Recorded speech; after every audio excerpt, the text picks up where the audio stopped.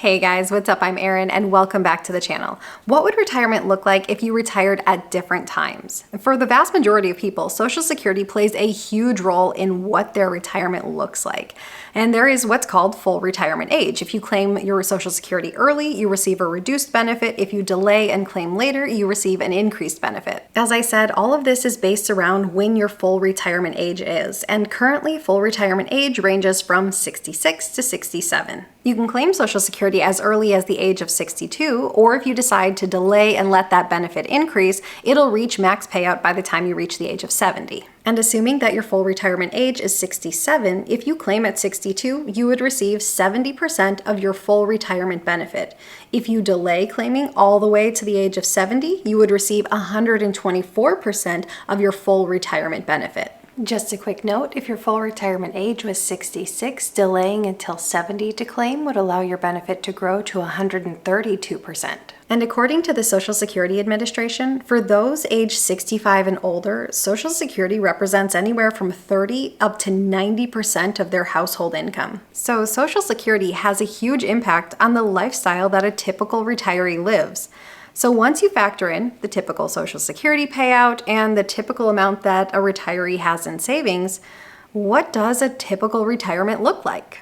According to the most recent data from the Federal Reserve, the typical individual at retirement age has anywhere from $134,000 to $164,000 in investments. So let's say we have a retiree or a couple retirees who have a target income of $60,000 a year. We'll run the numbers for a single income household as well as a dual income household. So if you claim Social Security at the age of 62, you'll receive a reduced benefit, 70% of your full retirement benefit. And as of 2023, the average Social Security payout for a 62-year-old was $1,255. For a single earner, that would bring in about $15,000 a year. For a dual Social Security household, a little bit over $30,000. And what if this 62-year-old has the typical amount in investments, that $134,000? Well, if you wait for a traditional retirement in your 60s, I tend to think that it's perfectly fine to withdraw about 5% of your portfolio. So a $134,000 portfolio is going to generate about $6,700 a year,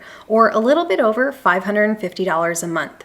So for our single earner, that brings their income to almost $22,000. For our dual Social Security household, that brings their income to almost $37,000. Now, if either of these retirees have another income source, like perhaps a pension, that would further increase their income and perhaps get them on track to hit their target goal of $60,000 a year. Maybe they could even surpass it. However, if these retirees or a single retiree does not have a pension and they only have that typical Social Security payout and they only have the typical amount in savings, this would leave them with a shortfall. So maybe an early retirement wouldn't be the most ideal in this situation. Next, let's jump to the full retirement age of 67. At this age, the average Social Security payout is $1,782. So for a single income household, that brings Social Security to about $21,000 a year.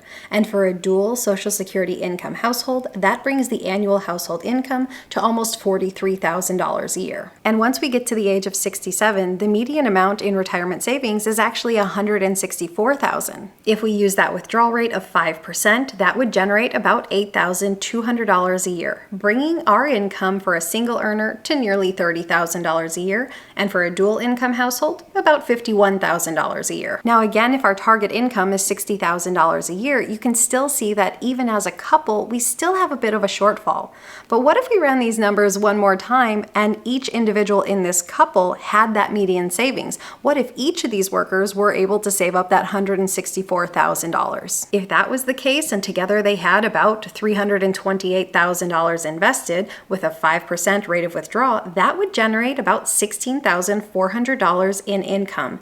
And that would get this couple very close to that $60,000 threshold that we're aiming for. So for a couple, if each of the individuals is able to hit each of these individual thresholds, retiring at full retirement age could be entirely possible, and it could allow them to cover all of their necessary expenses. And what if our retiree or retirees waited to claim until the delayed retirement of 70? The average Social Security check at a delayed retirement of 70 years old comes to $2,210 a month, or almost $26,500 a year for a single earner. And for a dual Social Security household income, that would bring in about $53,000 a year just through Social Security alone. And what about those investments? Still at this time, the median retirement investments are $164,000. And using that 5% rate of withdrawal would generate an additional $8,200 a year. So for a single earner, we're looking at an annual income of about $35,000 a year.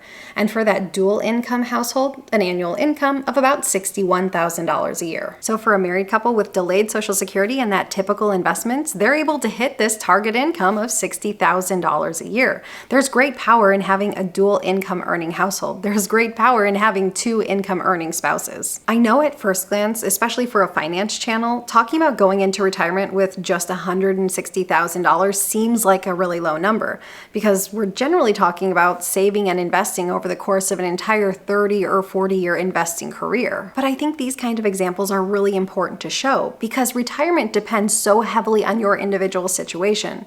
You could have a very successful retirement, be able to cover all of your expenses and all of your needs without having this huge substantial sum saved up as a nest egg. In fact, most retirees do not have this massive substantial sum saved up by the time they retire.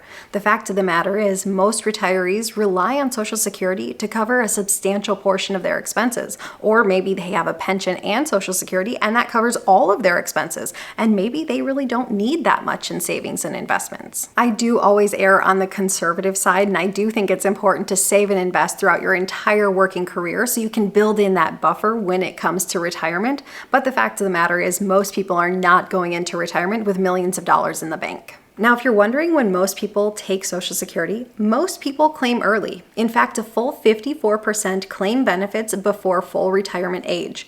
33% claim at full retirement age, and only 5% wait until the age of 70 for that max increase benefit. Being that so many people rely so heavily on Social Security to help meet their expenses in retirement, when you claim is a decision you want to get right. So make sure as you're approaching this age, make sure you're weighing heavily when to start claiming benefits, because once you start to claim those benefits, you lock in the benefit you're going to receive. The bigger the nest egg you can build up, the earlier you're going to be able to retire and have Social Security be a smaller percentage of your income. However, the smaller the nest egg you have, the more likely you're going to have to delay your benefits so that Social Security provides a greater percentage of your income. What's your ideal age to claim Social Security? Let me know in a comment down below. I post new videos every single week. If you got anything at all out of this one, please give it a like. If you're new here, please consider subscribing, or if you know of someone who might get something out of this type of content, please consider sharing. I'll see you soon. Bye.